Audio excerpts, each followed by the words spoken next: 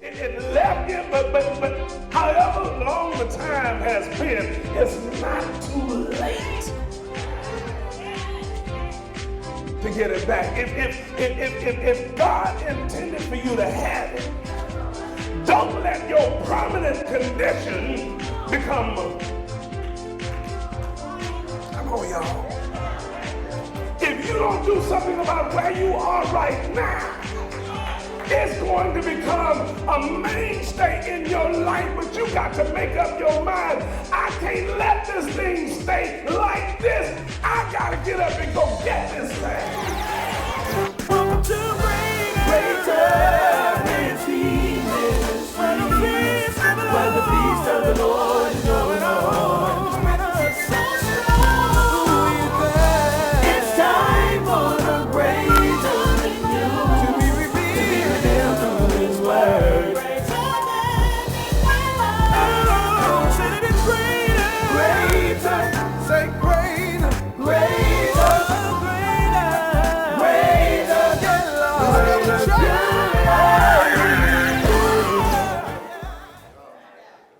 Go get it back. Thank you for standing as the word of the Lord was read.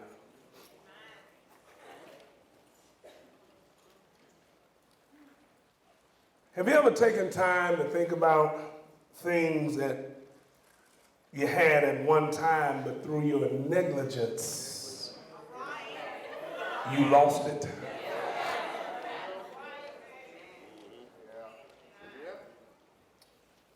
Many of us who are here today can testify that things that meant much to us, we either squandered or for whatever reason, it's no longer a part of us.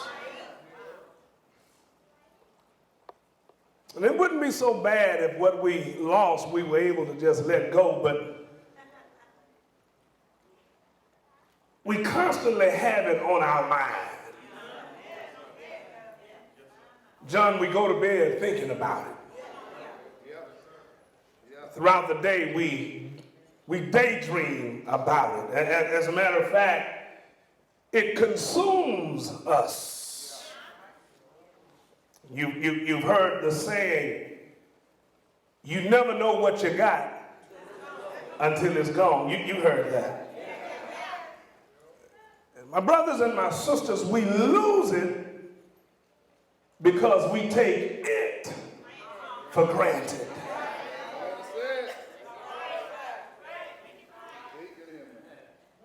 I love gospel and I love listening to gospel, but every now and then I venture out into the secular music industry to listen to some things that can be helpful to my sermons.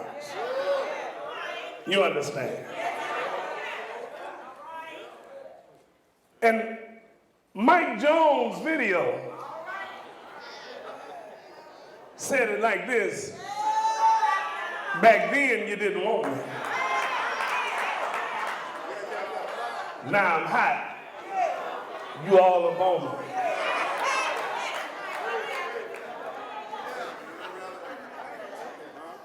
See, my brothers and sisters, whatever it took to get it, it's going to take the same thing to keep it. Somebody ought to help me right there.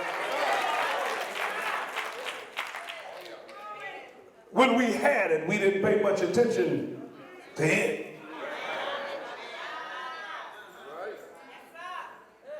Before we knew anything, it had become appealing to somebody else. I wish y'all would help me preach. I want to use this time given for preaching today to let somebody know that it's not too late to get it back. All my brothers and sisters, I know it's been some years. I know that's been some time that has elapsed since it left you, but however long the time has been, it's not too late to get it back. If God intended for you to have it, don't let your permanent condition become. Come on, y'all. If you don't do something about where you are right now, it's going to become a mainstay in your life, but you got to make up your mind. I can't let this thing stay like this. I got to get up and go get this thing. Too many times we allow where we are right now to set the standard of how it's supposed to be, but the devil is a liar. Y'all, it just wasn't meant for me to be down all the time. It wasn't meant for me to cry all the time. I wish I had some help right about that. It wasn't meant for me to be unemployed. It was not meant for me to be broke every day. It was not meant for me to be sick for the rest of my life. Look at your neighbor and tell your neighbor, don't settle for where you are.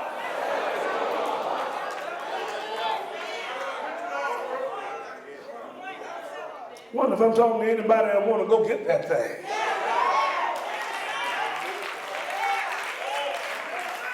Now watch this, because I believe I need to drop this in parenthetically. Some things you lost you didn't need anyway.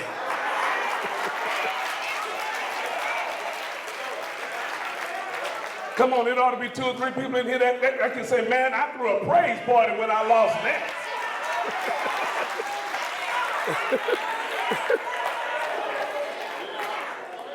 But then there are some things. There are some things, Monique, that are just near and dear to my heart. And if I want things to change, I can't keep doing stuff the way I've been doing it. Are you hearing me? If your health is bad, do what it takes to turn it around. Come on, y'all, if it's a relationship that's been lost, learn how to put it in God's hands. If it's money, start trusting God with the little money you have left and learn how to handle what God has trusted in your care.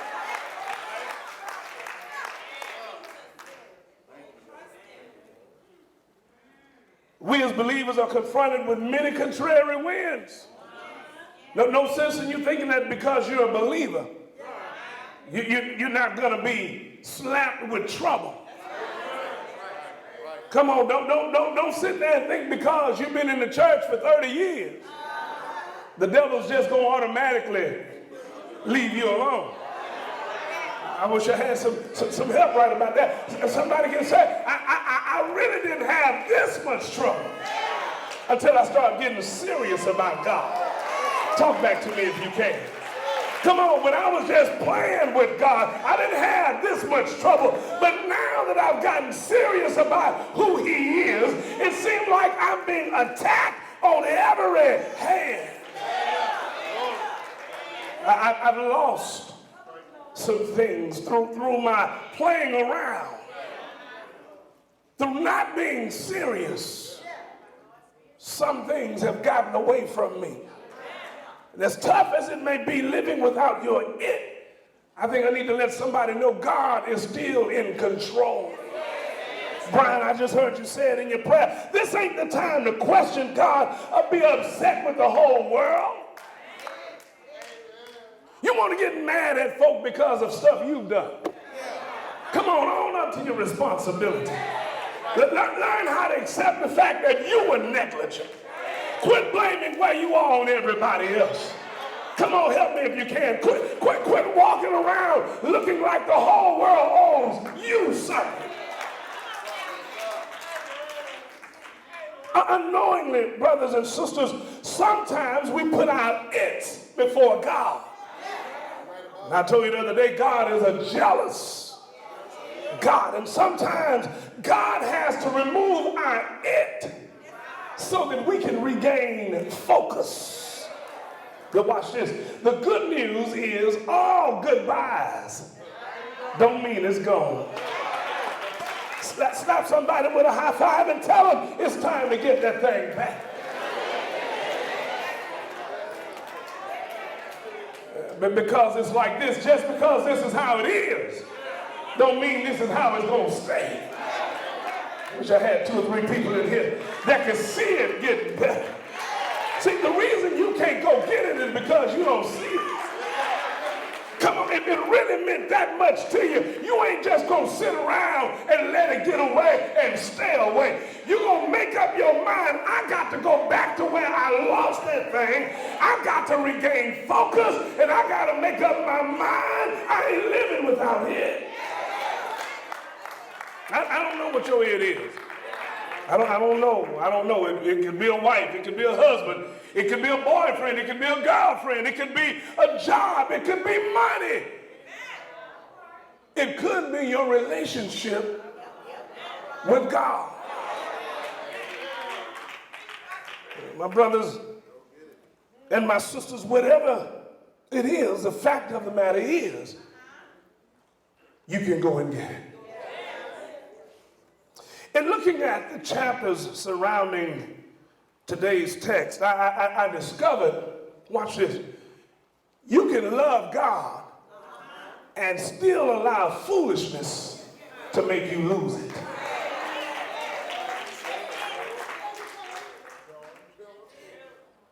Let's see if I can get a witness. Is there anybody in here who can say, I come to church every Sunday, but I'm still dealing with it?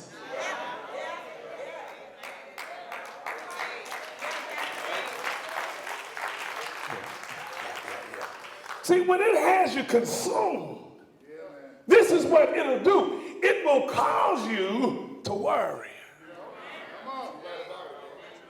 I'm talking about at church.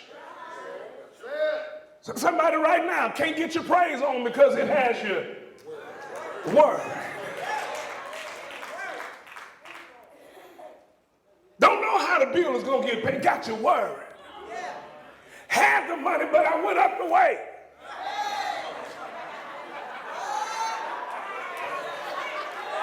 Y'all don't play with me.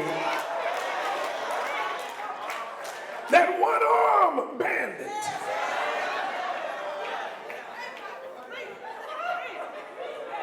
Played tricks on my mind.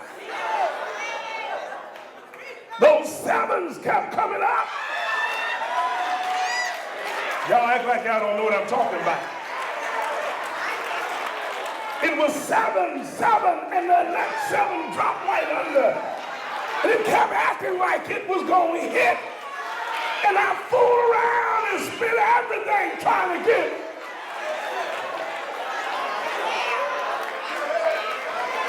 Am I in the house? I thought so.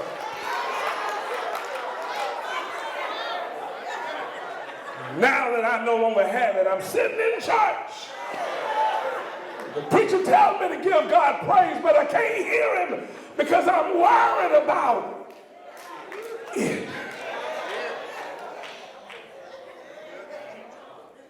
Let me help you.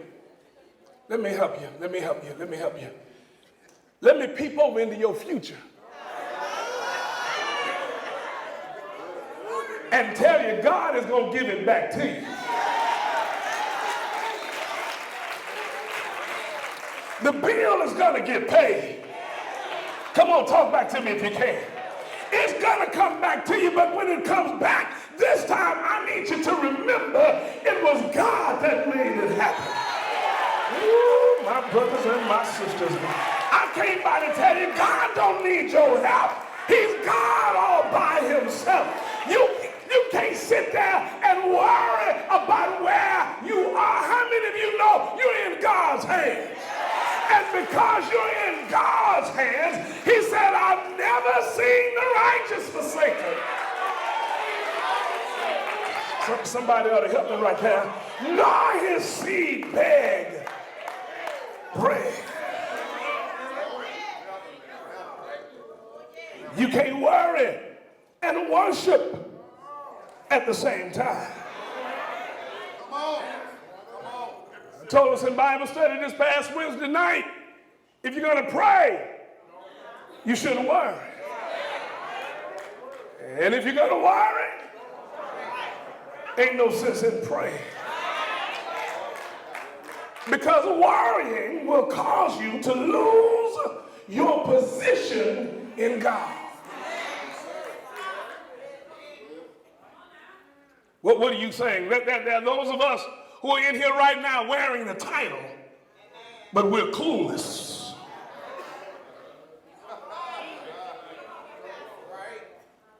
Pastor so-and-so. Evangelist so-and-so. Man, God ain't tripping about your title. God ain't moved because you're the president of the ministry. He ain't moved because you're the pastor of the church. He's moved because you know how to trust him.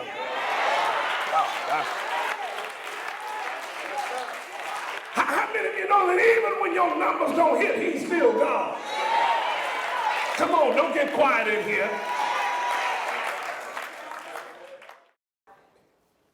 So sometimes God himself has to take it away.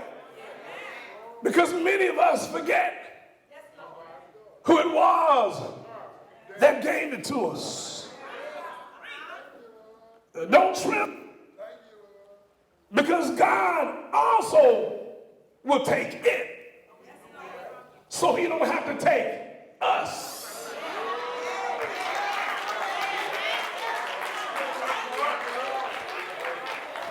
I'm a loaded pistol, don't mess with me today. See, that's his way of humbling us.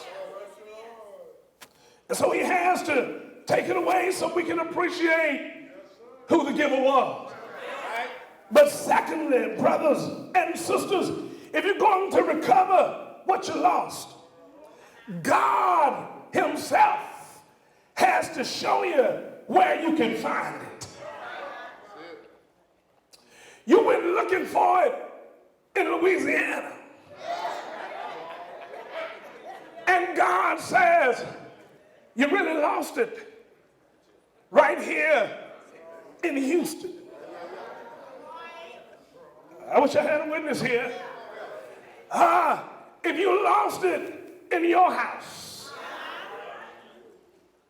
why are you at your neighbor's house trying to find it?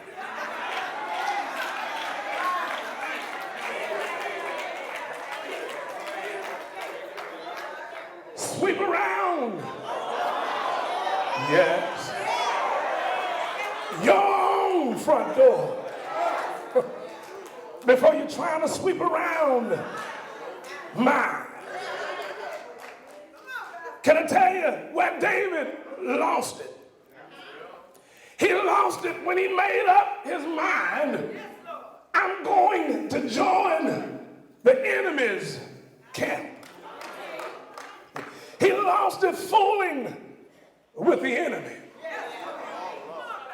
But when he came back to God,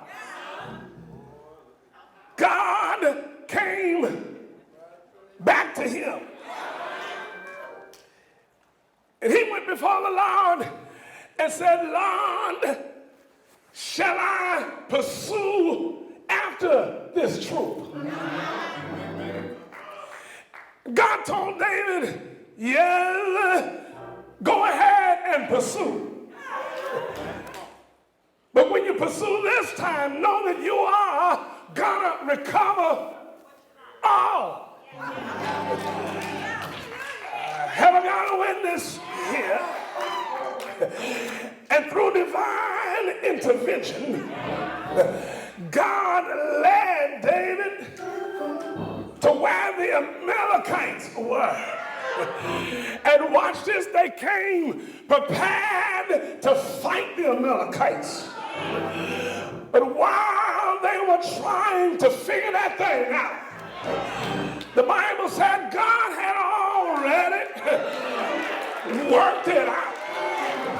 Because the text says they were drinking and eating and dancing, having a good time. I wish y'all could see me as I try to paint this picture here. I said they were eating. They ate so much until they got full. Now, can I ask you a question? What do you do when you eat all that food and you get real full? The average person wants to lay down around. I wish I had a witness.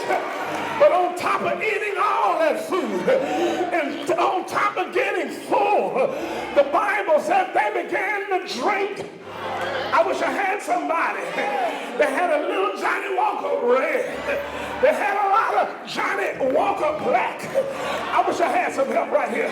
They had Crown and 7. Come on, y'all. They had all kinds of mixed beverages. And they drank so much until they got drunk. I wish I had a witness, but what they didn't know was that David and 600 men were on their way to get their stuff back. David was looking for a fight, but God had already worked it out. And when they got to the Amalekites, the Bible said, was spread all over the earth. They were laying around, drunk as a skunk, didn't know where they were. And I came by to tell you, God told David, go ahead, kill those Amalekites. And when you kill those Amalekites, I want you to get your family back. Get your possessions back. And the Bible says that David recovered everything. Come on, grab your neighbor's hand and say, neighbor, the reason I know I can get it all back is because if I come back to God, God will come back to me. Come on, help me somebody. I'm closing, brothers and sisters, but it's time to get it all back. Now tell the devil, enough is enough. You've been jacking with me too long. You've been hanging around too long. You've been slapping me around too long. You've been cussing me out too long. And I came to tell you, enough is enough. I want to get it all back. I want my family back. Oh, y'all ain't saying nothing. Anybody here been praying for your child? Anybody here been praying for a family member? Tell the devil, in the name of Jesus, I'm in your face. I ain't running from you, but I'm running to you. And in the name of Jesus Christ, I want it all back. But am I talking to anybody that have had sleepless nights? I dare to tell the devil, in the name of Jesus, I want my peace. I'm tired of being worried. I'm tired of being sick and tired. And I'm here today to get it all back. Come on, grab that neighbor's hand again and say, neighbor, let me encourage you. You don't have to stay in the position you're in. Make up your mind to trust the Lord. Because if you trust and never doubt, God will bring you out. Take your burdens to the Lord and leave him there. And he's all right. Say yeah, say yeah, say yeah, say yeah. Won't he heal your body? Money in your pocket. Won't he give you joy? Won't he give you peace? Won't he give you love? But most of all, won't he give you Jesus on a hill called Calvary? Jesus gave his life. He died. Didn't he die? The third day morning, he got up and got it all back. Go and tell 2 or 3 people, I don't know about you and what you've come to do, but I've come today to get it all back. I want my joy. I want my family. I want my peace. I want my love. I want my freedom. I want better understanding. Come on, somebody. Some of y'all didn't even move. That's why you don't have it. But I need about 33 people who have made up their mind. I'm not going to let the devil keep me around anymore. I made up my mind. It belongs to me. Give me my health.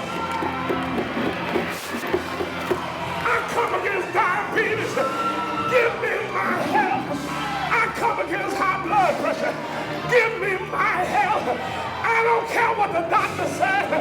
I believe the report of the Lord. And God's report said everything gonna be all right. Put your arms around your neighbor and say, neighbor, I got a feeling, a sanctified feeling, a shoulder feeling. Not just three things, not just two things, not just one thing, but everything you're going through, God will work it out. God will see you through. Want to be a bridge over troubled water? Want to be a doctor? Want to be a lawyer? Say yes. Say yes. I know he's all right. Order this series on love. God blessed us with this 4-part sermon. In this series, we received many calls informing us that the sermons made a difference in the lives of the members of our church. We learned many things about love. Things such as love covers a multitude of faults. My brothers and my sisters, I want to tell you, you can make it without my love.